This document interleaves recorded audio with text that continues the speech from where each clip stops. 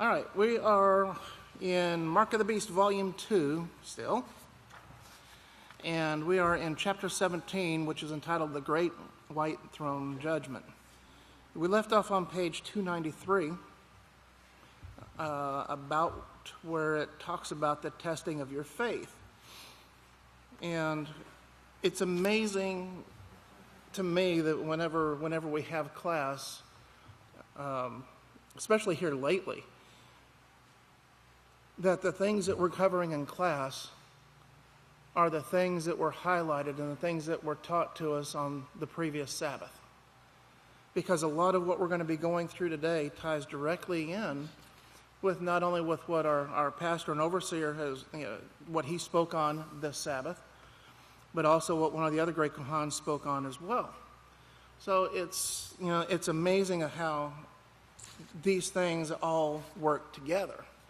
There's it's simply amazing.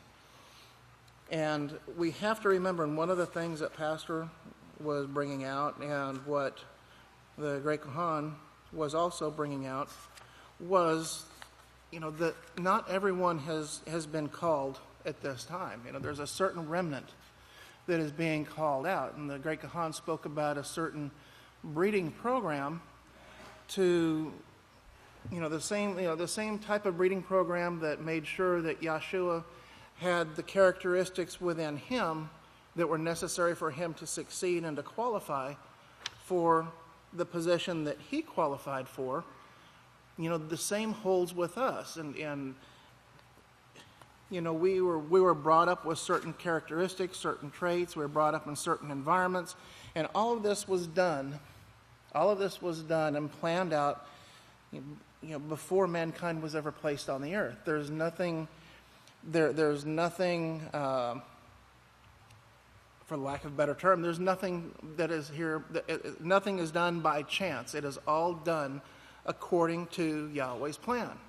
And you think about the mind that Yahweh has to be able to plan these things to the most minute detail, down to the point of when each and every one of us was going to have those genes that the Great Kohan spoke on switched on to where we would understand, to where we would be in the right place at the right time to be able to understand the message that's coming forth from this house and to be able to actually make the choice to act on that and to actually come and learn. Nobody is here.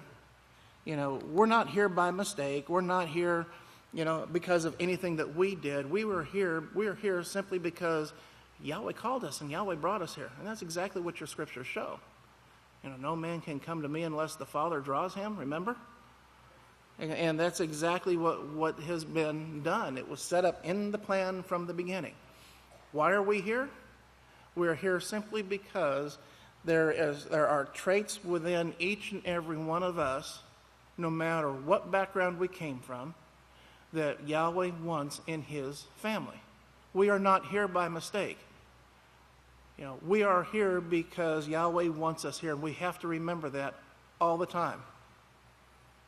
We have to remember that all the time. Constantly, we have to remind ourselves, I'm here because Yahweh wants me here. We can't allow room for the adversary to get into our heads and say, well, what are you doing here? You don't fit in here. That's a bunch of garbage. We do, otherwise we wouldn't be here. We wouldn't have been brought here to begin with. This is all part of the testing of the faith, of our faith, as we're going to see here in just a little. As we're going to see here in just a little bit. But we not all have been called, but we have been called because Yahweh saw that we have the characteristics necessary to successfully be a part of his administration, to go forth and to teach the things that we've learned, because we all have those characteristics. If we didn't have those characteristics, if we weren't able to do that, Yahweh wouldn't have us here. But we do, each and every one of us, and we're training here, as was shown last week. We're training here to escape the second death.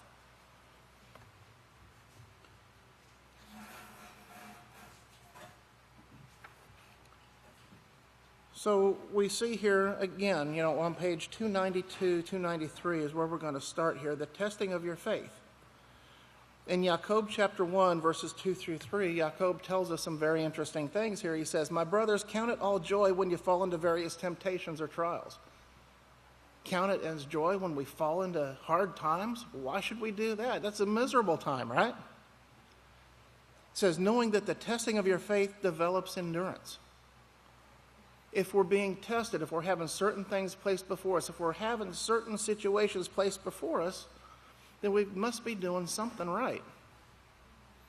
He brings out, Pastor talks about the parable of the sower. Through the parable of the sower, that Yeshua showed that trials would come. And the parable of the sower, we covered that back, that was actually covered back on page 283. It was covered back on page 283 here, but here we are 10 pages later, and we're still getting some instruction on this parable of the sower. And as I was going through some of this, it's really kind of interesting to see the progression, because it does look like a progression of, as each one of these verses comes up, it looks like the testing gets a little more severe, and at times a little bit more subtle. A little bit more subtle, and we'll see here what I'm talking about here in just a second. But to kind of remind you here, maybe. There we go. Okay, so to kind of remind us here of the parable of the sower, Limmudyah chapter 13, verses 18 to 22. It says, "For truly I say to you, many prophets and righteous men have desired to see what you see and have not seen, and to hear what you hear and have not heard." Remember the prophet Daniel. Remember what Daniel said? What are these things? What is the end of these things? Explain these things to me. And Daniel was told, "Nope, Daniel, it's not for you to know. Go your way. Go to sleep. You'll learn it later." Yeah, but he wanted to know now. At his time, I want to know now. Nope, Daniel is not for you to know. See, Daniel desired to know what we are freely given here in the last days. But it shows here, it says again, that many men, righteous men, have desired to see and to hear what we see and hear. Therefore, it says, hear the parable of the sower. Verse 19, "When anyone hears the word of the kingdom but does not understand, then comes the wicked one and snatches away that what was sown in his heart. This is he who receives the seed by the wayside." And then Pastor writes here, he shows, as Limmudyah 13:19 says, "There are those who do not understand." That's usually because of this lack of understanding that many fall away. You may not understand everything the very first time you hear it. We more than likely will not understand everything the very first time we hear it. When we first heard of the Sabbath, did we understand the Sabbath? We might have understood one thing about the Sabbath. There's a great Kahan that mentions that. He didn't know anything else, but he knew the Sabbath was the seventh day of the week. And that's what he held on to. He held on to that one truth, as he has told me, and he's testified before us many, many, many times. I had this one truth, and I held on to that one truth, that the Sabbath was the seventh day of the week. He didn't understand anything else, he said, but he knew that the Sabbath was the seventh day of the week. And it is through the keeping of these laws, it was through the keeping of the Sabbath, it's through keeping these laws, it's through keeping the laws that we actually understand the impact of the laws. Yahweh tells us, he tells us to keep the feast. He tells us to celebrate the Sabbath. He says, "Touch not the unclean thing, and I will receive you." He says, anything that you're going to eat, if it has to have a split hoof and it has to chew the cud, if it has only one and not the other, then you're not to touch it. But it has to have both, has to meet both conditions. Very similarly with the sea life. It has to have fins and scales. If it has fins but not scales, don't touch it. If it has scales but not fins, don't touch it. But it has to have both. Do we understand why? Did we understand why when that law was given? More than likely not. But through our obedience and through following through and being obedient to these things, that understanding comes. See, Yahweh tells us to be obedient, right? Yes. Praise Yahweh. He says we must be obedient.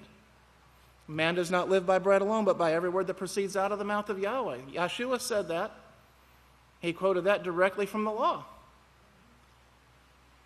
It doesn't say anywhere in the law. You can search from Genesis to Revelation, and nowhere does it ever say, keep this law if you understand it.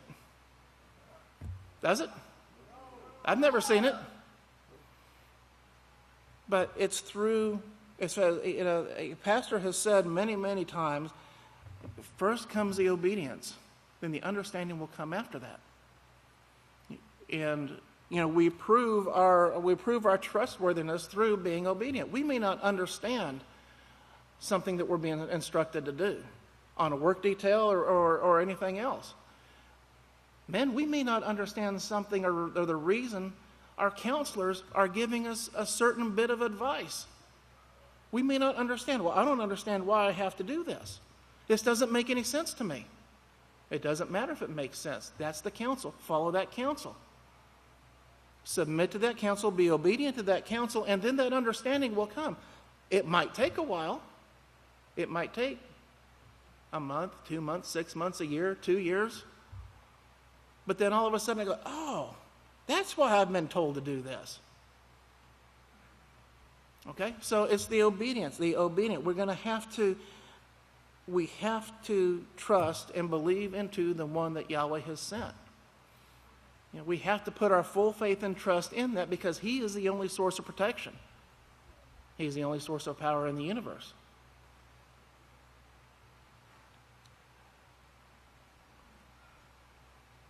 What Pastor says here in this last paragraph on page 293, I've got it starred, I've got it underlined, I've got it all marked up here. But just before that, it says. As Matthew 13:19 says, there are those who do not understand. It's usually because of that lack of understanding that many fall away. Yahweh's truth, you realize, is not taught in the churches and assemblies. You will be presented with the truth, and it will be up to you to be humble enough to accept it. And that's with any teaching that comes forth from this house. Nobody's going to force you to keep the laws of Yahweh. It has to be through a choice. Remember what Yahweh's name means. Yahweh has chosen to be perfectly righteous. And to be a part of that family, we have to choose that same choice to be perfectly righteous. Now look at this last paragraph here. It says, the most important thing you must do, however, is not reject the truth when it has been proven to be the truth. If you reject the truth, then Satan comes right along and snatches away whatever else you might have had. You then have fallen away. If you reject the truth. Men, this is really kind of a scary thought. We can be sitting here in this audience. And pastor can present something to us and we can reject that. We can reject that as the truth. Well, that's not true. Yahweh didn't say that. You see what dangerous ground we can be treading on there if we do that. In fact, that's actually what, this is one of the first things that, this doubt, this unbelief, this doubt and unbelief, boy, that'll kill you quicker than anything. That is the first steps in heading out the gate. So we have to be extremely careful with that. If we don't understand something, we can go to our counselors, we can ask for clarification. And even if we still don't understand it, we just submit to it and we obey the one that Yahweh has placed over us in these last days. We can't go wrong if we do that. We can go wrong if we go out and lean upon our own understanding. The scriptures are full of examples of that. But notice here, okay, so that was that first trial. Now notice this, the second trial on top of page 294. The second trial comes when tribulation or persecution comes because of Yahweh's word. As Limmudyah 13:21 says, and those who cannot stand under the pressure of this test have no root. And that's what it shows here in Limmudyah 13:21. It says, actually verse 20, it says, as for which was sown in the stony places, the same is he who hears the word and at once receives it with joy. Oh yes, this is it. But since he has no root in himself, he endures only for a little while. For when tribulation or persecution arises because of the word, now notice that's why the persecution would arise, not by the things we bring on ourselves, okay? But because of the word, because of the law and the prophets, because of the way that we believe and what we stand for, immediately he is offended.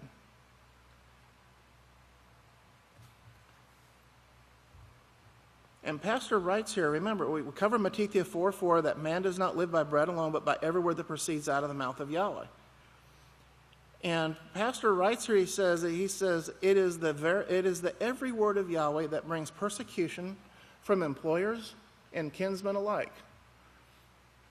I would bet that any one of us here, one of the very first persecutions, one of the very first instances of persecution we had to deal with was from our employer. Would be our employer, because it's that taking on the mark of Yahweh that we're no longer able, that we're not willing to work on Yahweh's Sabbath, because Yahweh's Sabbath marks us as belonging to him. So we want to take on that mark of Yahweh. We don't want the mark of the beast. We don't want to be working on Yahweh's Sabbath. But it's the employers. He's one of that. At least that was mine. I didn't have too much from. I take that back. I did have a little bit from my family, from one individual in my family. But a year later, he wound up getting baptized himself. But it's usually those that were around the most where the persecution comes. The employers, your co-workers. But what about your mom, your mother, your father, your brothers, your sisters, grandparents, relatives, your kinsmen, just like it says. And unless a person is strongly determined to continually live by Yahweh's every word, then that one will fall away. It's a difficult thing to be, if you're living with somebody and they are at you constantly telling you you're crazy, that you're going to burn forever in hell if you go this way, that you don't have to do those things, that it's that everything was always done for you. It's that type of thing that that people, that can get in and try to drive a wedge between you and your salvation. But it's not an easy thing to suffer persecution or tribulation and still continue to practice what Yahweh tells us to do, but we must do it. It's something we have to do.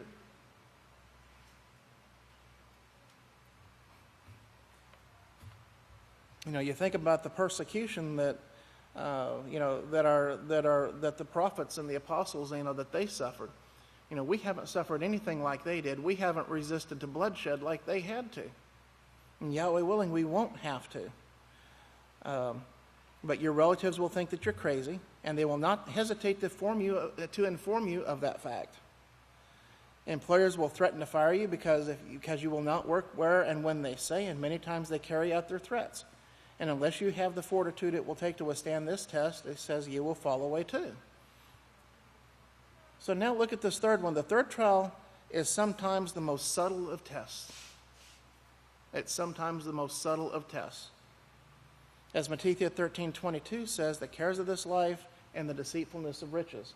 So when you look at that in Limmudyah 13:22, it says, now that which was sown among the thorns is he who hears the word, but the cares of this world and the deceitfulness of riches chokes out the word, and he becomes unfruitful. And Pastor writes here, and he shows here, he says, many times the cares of making a living become stronger than the word of Yahweh we are commanded to practice. Many times he says the cares of this world, of making a living, and it's very difficult to make a living in this world, There are many, many, many traps out there. Life's pressures can become very strong, and many times people will reason that they just have to do certain unlawful things because they need the money. And so Yeshua shows that the word of Yahweh is choked out. Also, that person has fallen away from salvation. I've known many people who were involved in the work of Yahweh. When we're first called, the whole thought, the whole consumption of somebody's mind is, I need to go to Abel. I want to go to Abel. I need to get to Abel. I need to be a part of the work of Yahweh. And then when a way is made and they get here and they're involved in the work of Yahweh, maybe for a little while, man, I need a new car. Or, I need this, that, and the other. I've got all these other things that I want to get. And then it's that desire that causes somebody to maybe leave the work of Yahweh. Many people have left the work of Yahweh for that specific reason.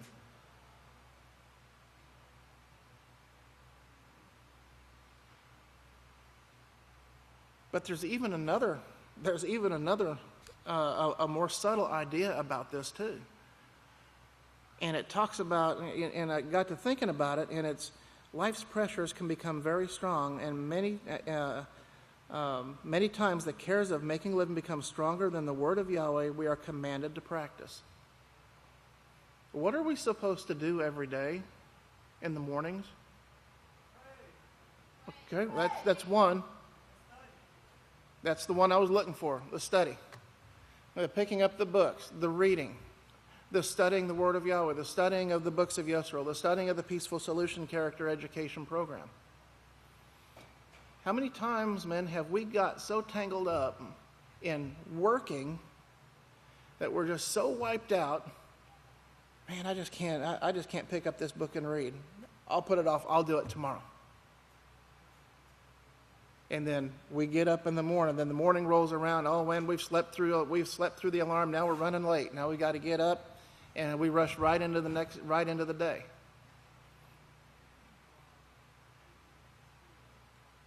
That is also a very dangerous thing to get into. Because what we're doing when we're picking up these books, when we're reading these books, we're feeding our mind, we're feeding ourselves spiritually is what we're doing. Just like we do when we sit down at the supper table and we sit down and we have, when feast time rolls around, maybe we've splurged a little bit and okay, I got this steak sitting here. I'm going to sit down, I'm going to enjoy this steak. Or, or whatever it is, or a pizza, or, it doesn't matter what it is.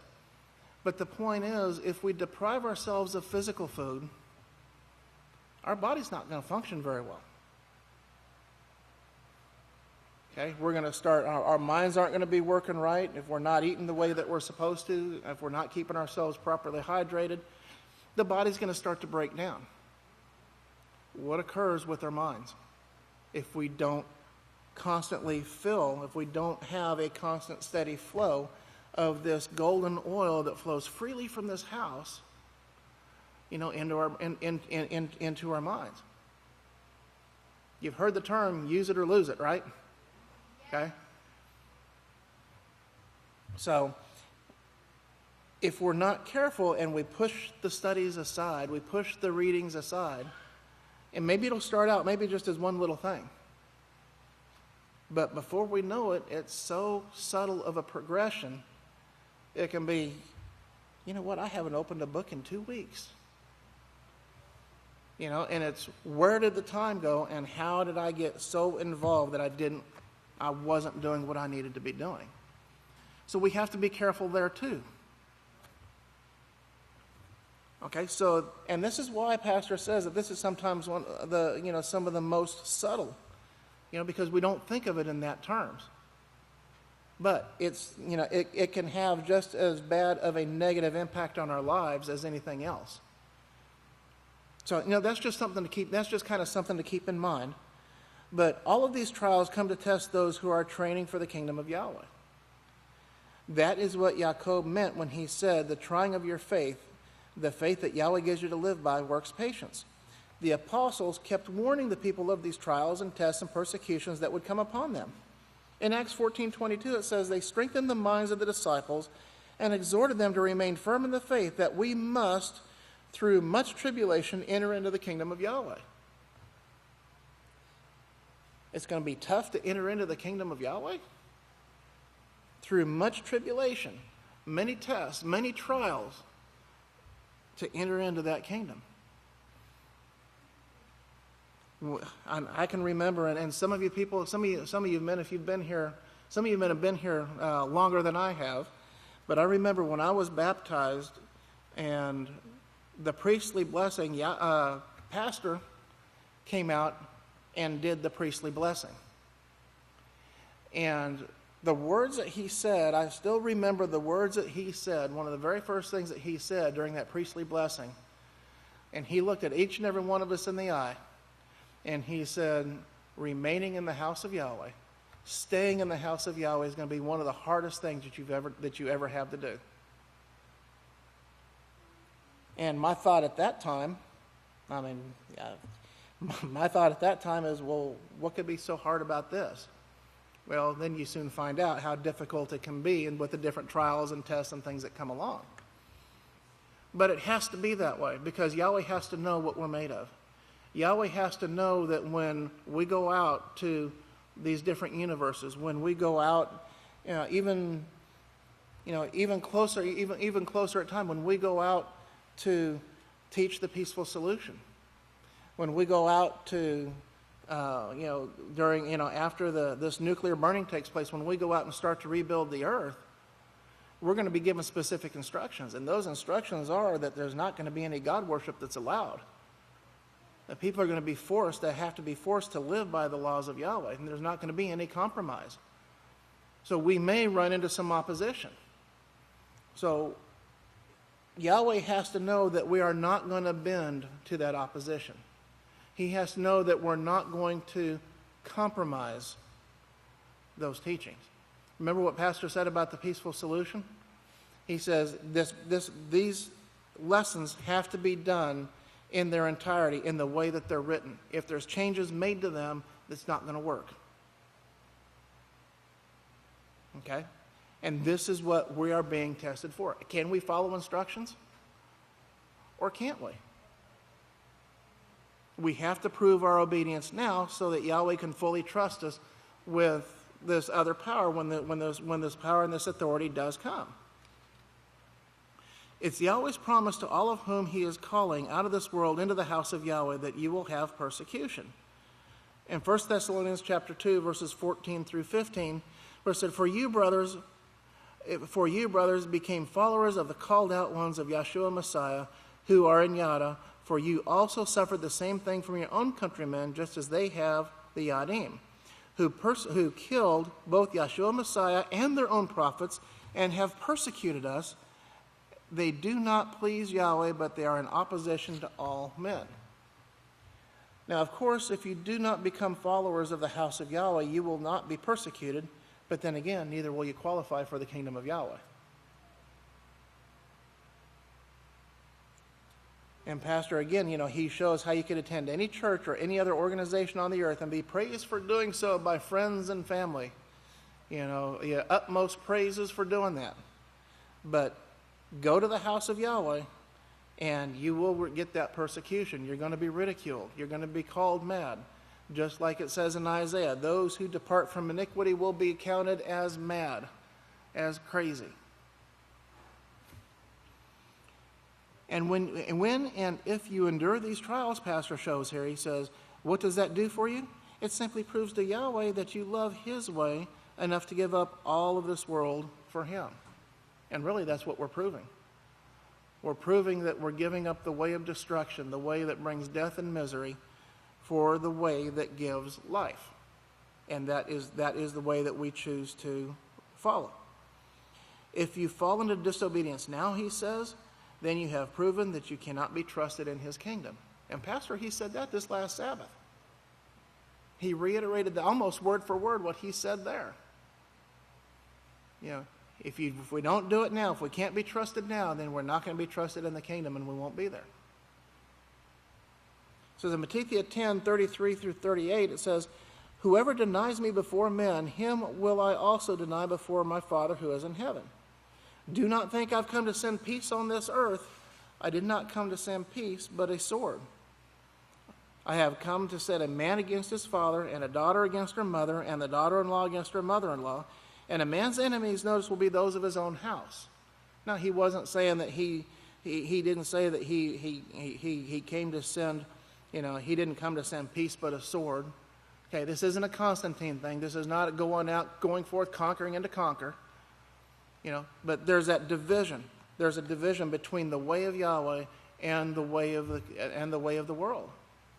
The way of the world, we see what goes on. There is no vengeance, retaliation, and war, bitterness and hatred. There is none of that in Yahweh's kingdom.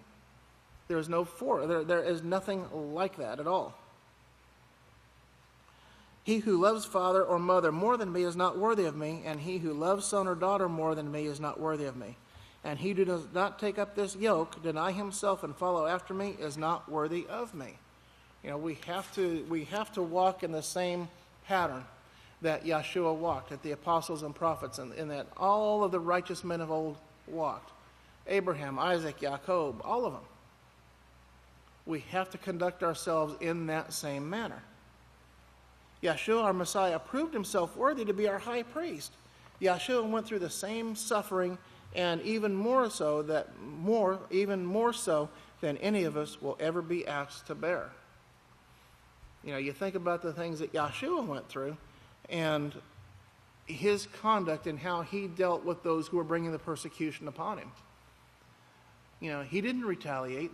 There was not 1 ounce of retaliation in him. He never had it. That thought never crossed his mind to retaliate. It didn't do it. And we have to pattern ourselves after that. We have to get to the point where somebody wrongs us that thought of retaliation doesn't even cross our mind. We have to push it aside. We have to get that way. In Matthew 27:39 to 43, and those who passed by slandered him, shaking their heads. And this is part of what Yeshua went through here, and saying, "You who destroy the temple and rebuild it in 3 days, save yourself."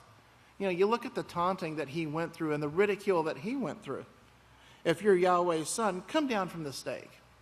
Here he is, this man's dying. And you got the people around them that are taunting him. Yeshua knew who he was, but yet he completely submitted himself to Yahweh. In the same way, the chief priests also mocked him, with the scribes and elders saying, "He saved others, himself he can't save. If he is the king of Israel, let him come down from the stake now, and then we will believe him." It's the same thing Satan said. If you're really the son of Yahweh, throw yourself down off this building. For it is written, that the Malachim will be there to bear you up should you strike your foot against a stone. Okay? The subtleness of Satan right there? The subtleness of Satan there was, should you strike your foot against a stone and stumble, Yahweh's Malachim will be there to lift you up. Not if you test Yahweh and throw yourself off this building. You see how subtle Satan was? You see the subtleness that she works with? We have to be on guard for that 24/7. He trusted in Yahweh, they said. "Let him deliver him now if he will have him, for he said, I am the son of Yahweh." In Luke 24:21, 25 to 27, But we had set our hopes that it was he who was going to redeem Israel. And beside all of this, this is the 3rd day after the Passover was celebrated since this took place. In verse 25 there, he says, "And then he said to them, O fools and slow of heart to believe all that the prophets have spoken. Was it not necessary for the Messiah to have suffered these things before entering into his glory? And then beginning at Moshe, that is the law, and all the prophets, he expounded to them in all the scriptures the things concerning himself." So his disciples, the apostles, they even had, some unbelief there. It says, Yahshua was even tested in all points in the same way that we are. In Hebrews 4:14 through 16, seeing then that we have a great high priest who ascended into the heavens, Yahshua the Son of Yahweh, let us hold fast our profession. Now look at verse 15 here and think about this. Think about the mind that Yahshua had. You think about the breeding program that the great Kahan spoke about.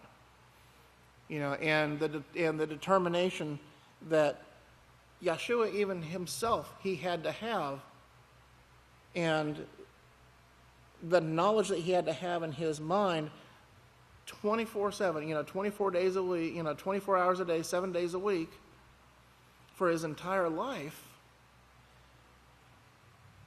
to fulfill this. Here he says, for we do not have a high priest who cannot sympathize with our weaknesses. But notice here it says, but when it's in all ways tempted as we are. There isn't anything that we are tempted with that Yahshua wasn't tempted with. He was tempted in all ways as we are. But yet, notice he was without sin.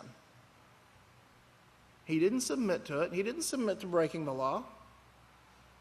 Think about a law. Just think about it for a second, about a law. I don't want to say that you would consider the least, but a law maybe that we confess to breaking every week. I'm not going to ask anybody what it is, but just think about that law, that habit, or whatever it is that we have every week. Yahshua never broke that law. And the one that comes to my mind, the one for me that comes to my mind, is the failure to salt sacrifices. There was never anything that Yahshua ate, drank, that he didn't salt. Think about the presence of mind and the determination and where his mindset was with that. I mean, to me, that is just totally amazing. But that he was without sin. He didn't violate that law. Therefore, let us approach, in verse 16, let us approach the throne of mercy with boldness, that we may obtain mercy and find compassion to help in the time of need. Now, the Apostle Jacob said in Jacob chapter 4 and verse 7, resist the devil and she will flee from you. And that's exactly what Yahshua did. In Matthew chapter 4 verses 10 through 11, when Yahshua said to her, you get away, Satan, for it is written, Yahweh your Father you must reverence, and him only you must serve. Then in verse 11 there it shows, and the devil left him, and behold, the Malachim came and ministered to him.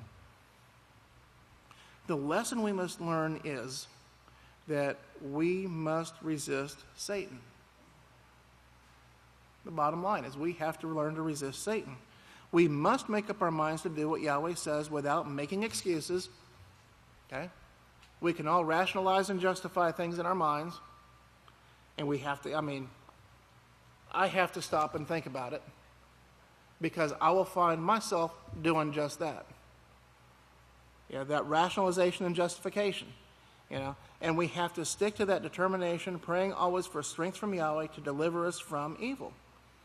The scripture tells us our forefathers patiently endured, not receiving what was promised to them. All of these they endured without having received these things. In Hebrews chapter 11, verse 8 through 16.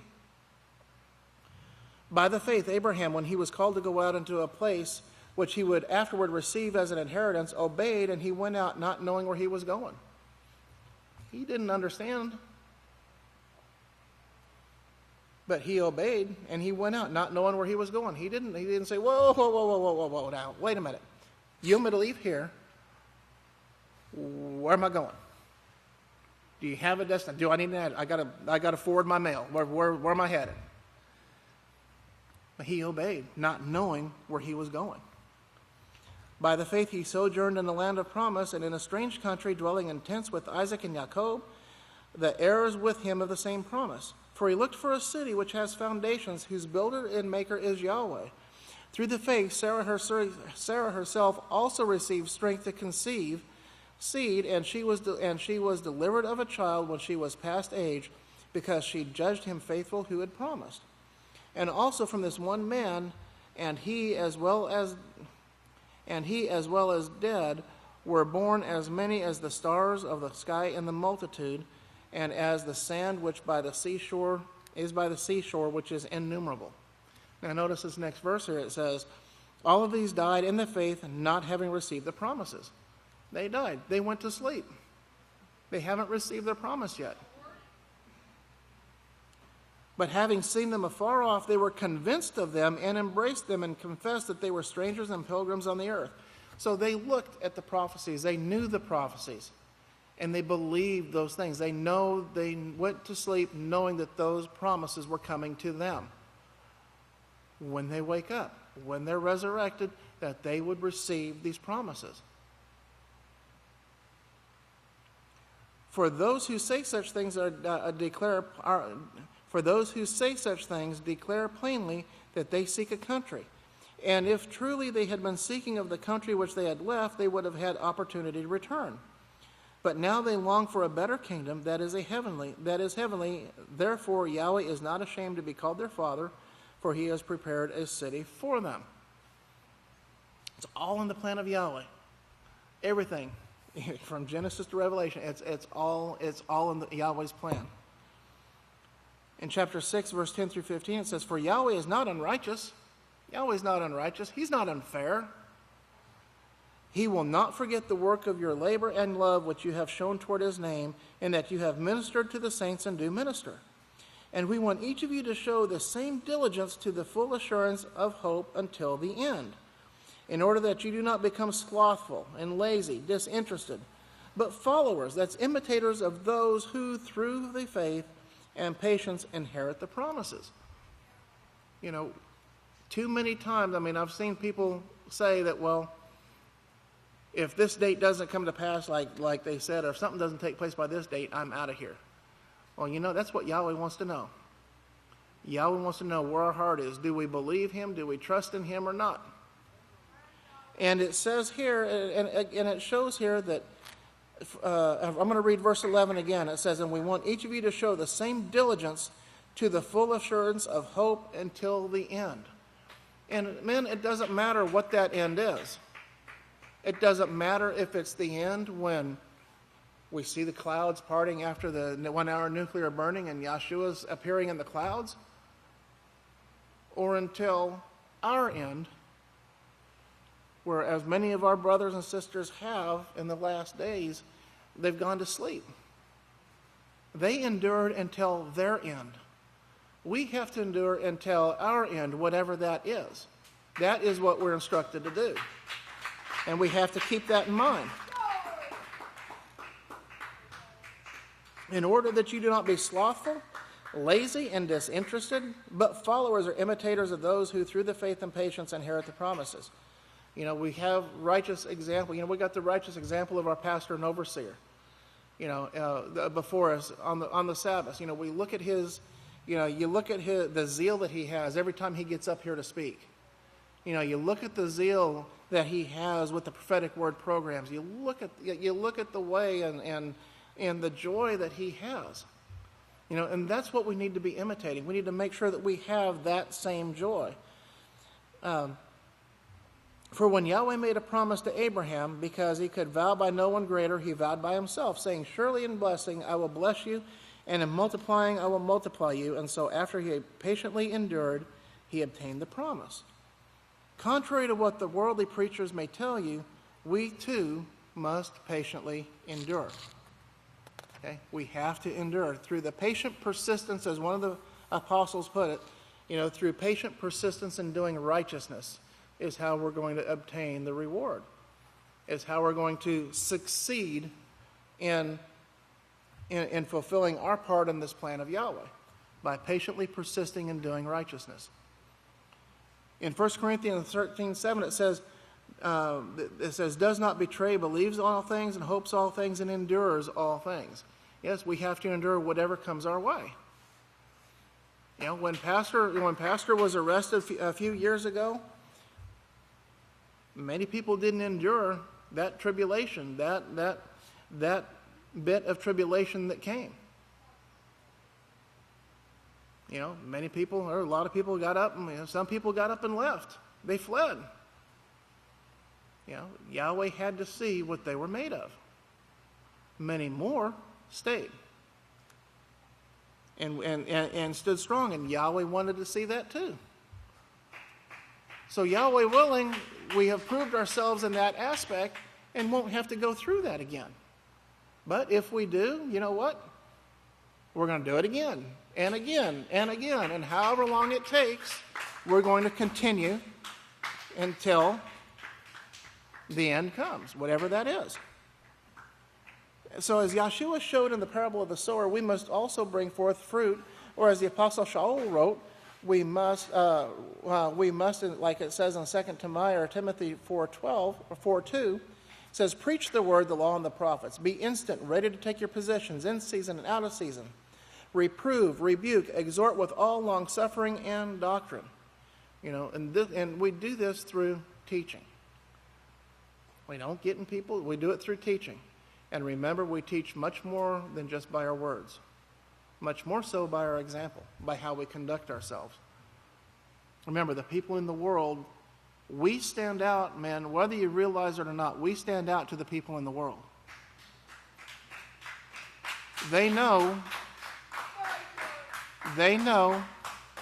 there's something different when you go onto a job site. They can tell there's something different. And they look at you and they watch and they see what you're doing. So, we need to make sure that when we're out in this world that we do not bring dishonor upon Yahweh's name. Because we can bring dishonor upon Yahweh's name through foolish actions out in the world. So we have to guard ourselves against that. But reprove, rebuke, exhort with all longsuffering and doctrine. If we continue to obey the commands of Yahweh, if we do not let Satan or man stop us from obeying Yahweh, then we have the promise of eternal life given to us. In Matthew 10:22, and you will be hated above all men for my name's sake, but he who endures until the end will be saved. There is a hatred for Yahweh's house. There is a hatred for it. It may not be as manifest right now, but it will be. In Romans chapter 8, verses 17 through 21. And if children, then heirs, heirs of Yahweh and joint heirs with Yeshua, since we suffer with him, in order that we may also be glorified with him. For I consider that the sufferings of this present time are not worthy. Now think about this. Think about the little tests and trials we go through. Just kind of think about it, And at the time we're going through them, it's like, oh man, am I ever going to get through this? Why is this coming upon me? The woe is me type of thing. But think about what's mentioned here in verse 18. It says, for I consider that the sufferings of this present time are not worthy to be compared with the glory which will be revealed in us. The little bit of backbiting maybe we have to put up with on the job site. Maybe the stares. Maybe the glares, maybe the little comments here and there. Maybe it's the slander. Maybe it's people running you down. Maybe, whatever it is. If we're doing what we're supposed to be doing, if we're following the laws of Yahweh and conducting ourselves as Yeshua Messiah conducted himself, then we need to count that as joy because we're being persecuted for righteousness' sake.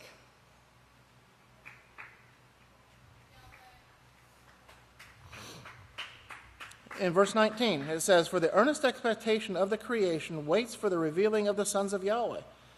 The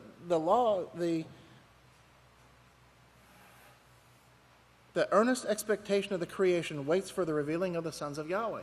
Those that went before us have not received their promise. They haven't received their rewards. They're waiting on us. We've got to get our acts together. We've got to get ourselves together. We have to make sure that we are overcoming and qualifying for these positions so that those that died before us who are in the ground, who are asleep and awaiting their reward can receive theirs.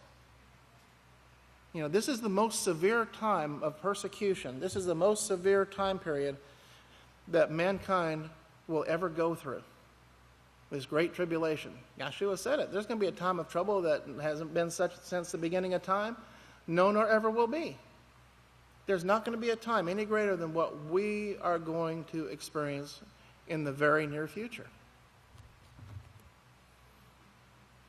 And Yahweh shows that we can and we will successfully get through this. This work is not going to be allowed to be put in the grave. It is going to succeed. The kingdom of Yahweh is going to go forth just as the prophecies show.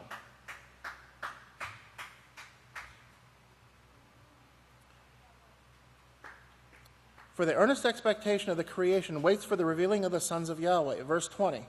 For the creation was made subject to emptiness, not willingly, but by the will of him who subjected it in hope. Because the creation itself will also be delivered from the bondage of corruption into this glorious liberty by the children of Yahweh. You know, it's going to be through the children of Yahweh that the earth is going to be restored, that the earth is going to be restored to its original state. It's going to take 1,000 years to get it done, after what mankind has done for 6,000 years, but it's going to take 1,000 years to get it done. But through the laws of Yahweh, through the power of Yahweh, through the laws of Yahweh, it is going to be accomplished. It will be. And then Jacob chapter 1 and verse 12, it says, Blessed is the man who endures temptation, for when he has been proved, he will receive the crown and life which Yahweh has promised to those who love him. In Jacob chapter 1, verse 2 through 4, it says, My brothers, count it all joy when you fall into various temptations or trials, knowing that the testing of your faith develops hope, or develops endurance. And let endurance have its perfect work, that you may become perfect and complete, lacking nothing. Yes, I mean, the trials that we do go through, it does help develop endurance. You get pushed to the point, and you've been there, every one of you have been there. You feel like you get to the point where, I don't know how much more of this I can take. Yahweh knows how much more you can take, because he is not going to put anything upon you that you cannot bear. So if it's coming upon us, guess what? We can get through it, because Yahweh wouldn't put that upon us if we couldn't. So we have to remember that also. And Pastor writes here on the bottom of page 298, he says, So very few have been called out to the realization that these scriptures mean exactly what they say. You know, the whole world goes on in a deceptive dream world, thinking everything is just A-okay. Everything's going to be the same. Everything's the same today as it was yesterday, and it's not going to change. It's going to be the same way tomorrow. Nothing's going to change. This is all for some time, billions of years in the future, these things, or they may even refer to it as some type of a fairy tale. You know, but the world goes on in a deceptive dream world, thinking everything is A-okay. The people of the world never realize that Satan's preachers are deceiving them into trusting in teachings that are not even written in their Bible. You ask them about the rapture. You ask them about certain things. Okay, where is that? Where are you? You know, where did you learn about keeping Sunday the first day of the week? Oh, it's in the Bible. It is? Where? You know, I mean, it's, you know, what about Christmas? You know, Easter, New Year's. What about these things? Well, they're in the Bible. Where are they? Well, my preacher says they are. Okay, but where? Okay, so, you know, it's very few people's minds are ever open to Yahweh's truth and to the desire to study their Bibles as a living book of instruction. And that's very true. You know, the word of Yahweh is living, as the prophet shows, as the scriptures show. The word of Yahweh is living, and it's more powerful than a two-edged sword, because it is the instructions for life. The book of Yahweh is instructions for life. The bottom line, that's exactly what it is. The deceived people of this world read only their church's printed doctrines and their church's interpretations. That's all they read. That's all they study. I can remember going into the Catholic Church when I was growing up. My mom even told me this, that she actually took a Bible into the Catholic Church one day, and the priest got mad at her. What are you doing carrying that in here? Everything you need is right here in this little booklet. A little booklet about yay thick, and that's all you need to know. That will direct you in everything that you need here. Okay. But she was corrected, or she wasn't corrected. She was gotten onto for bringing the Bible into church. Okay? But the deceived world reads only their church's printed doctrines and their church's interpretations. They do not seem to study their Bibles for themselves. No, they don't. Therefore, they remain in the same deception that has brought on all the troubles this world is now experiencing. Okay? So, they don't study their own Bibles. They don't read it for what it says. When somebody says something, I don't know about that one. I don't know about that. Well, when a question is asked of our pastor and overseer, he has the answer. And it's not just the answer. He's going to turn and he's going to show you the answer in the book. Well, it says right here, this here, and this goes right along with this back over here. And it's the same thing that your Savior taught. It's the same thing that the apostles taught. And you know what? This was talked all the way back about here in Genesis. And he shows all of those things, all of that wisdom that he has there. And you think about the difference in the publications that come from the House of Yahweh as come from these other organizations. It's ridiculous. It is. It's amazing about the amount of work that Pastor put into these booklets. And I've said this before, and I'm going to say it again. These booklets were written in a time period when the internet was not accessible. You know what that means? That means he had to use the books. He had to go to the books. When it says, Unger's Bible Dictionary, page such and such says this, you know what? He had to go there and read it. He says, okay, we need to copy this. Well, what about the Encyclopedia Judaica? Oh, man, we got to go over here and we got to get this too. Look at the amount of research. You look at the amount of just the sheer, utter volume of material that he went through to produce these things for us. Now, to go through all of that, and for him to go through and be able to look and to be able to study and be led and guided to those specific books, to those, shows that there is somebody working with Yisrayl Hawkins. And we know who it is that is working with Yisrayl Hawkins, right? Praise Yahweh. So, they do not understand. They do not seem to study their Bibles for themselves. Therefore, they remain in the same deception that has been brought on all the troubles on the world is now experiencing. Why? Because Yahweh has not opened their minds, and Yahweh is not drawing them. Remember the words of Yahshua. He's not calling everybody out.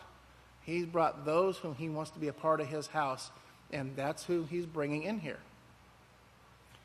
In Yachanan 6:44, it says, "No man can come to me unless the Father who sent me draws him, and I will establish him as a priest in the last day." So, with that, man, it is 8 o'clock. We're going to stop here on the bottom of page 299 where it says the million's not called. So the great Kahan next week will go over, and we're going to see just some more astonishing things that have been written. So with that, men, may Yahweh be with you and bless you.